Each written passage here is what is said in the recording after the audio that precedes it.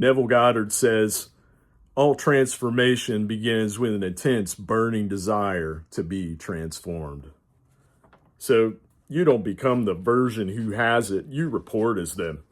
This isn't a uniform change, it's a clearance code. You're not sneaking into the reality of your desire, you're showing up for duty because you're the operant power, you're the rightful operator. And the shift isn't in what you do, it's in who you answer to. And as I just said, you are the operant power. So you're not visiting this reality, you are it.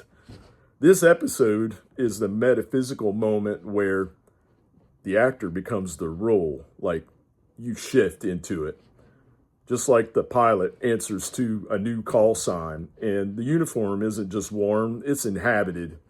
Just like in the military, when you've got a new rank, you move into new duties and responsibilities, and you're not trying to become, you're remembering that you already are. So you don't ask permission to wear the identity. You're issued the gear because you've already been cleared for the mission and for takeoff.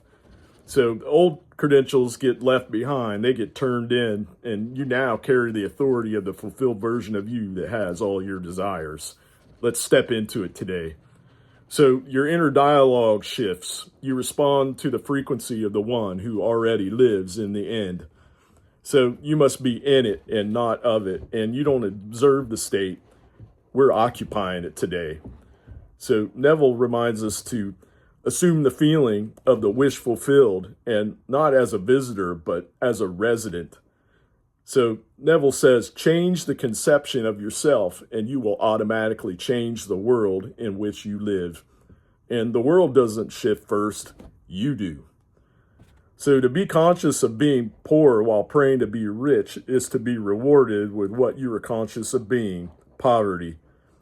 Neville hits us between the eyes, and you don't pray from lack, you speak as the one who's already received, right? So be dominant in that of which you desire, and that is what will manifest. So I love to journal, and it really helps me to stay in the state and to just be mentally disciplined. So I would like for you to get out a pen and paper, and if you're already with me and been with me for a while, I will encourage you to journal and write, and write down your desires and write from the perspective of the fulfilled you. What does this new version believe? What are their non-negotiables? Like, what is it that they're working on?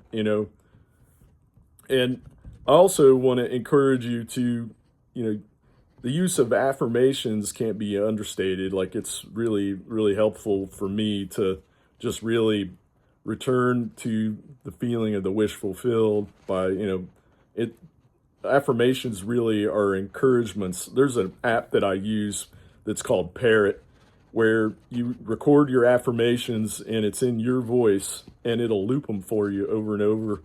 And if I'm busy during my day and I feel like I want to listen and I don't have to talk to anybody, I'll put my AirPods in, little headphone, and I will listen to my affirmations and just be encouraged.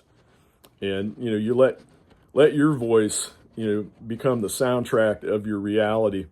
So I also want to encourage you to rearrange your space around you to reflect this new version of you who already lives in the end.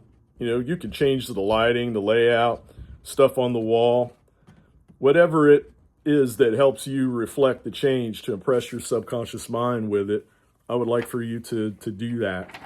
So let's get into the energy of the new version of us and step into it, because this isn't cosplay. This is command. You're not rehearsing, you're reporting. So the reality you desire isn't just a destination, it's a departure point. So suit up, guys, swap the badge, answer to your new name, your new version of you, because the moment you stop trying to become, you remember you already are. I love you guys, and I'll talk to you again in the next one. Bye for now.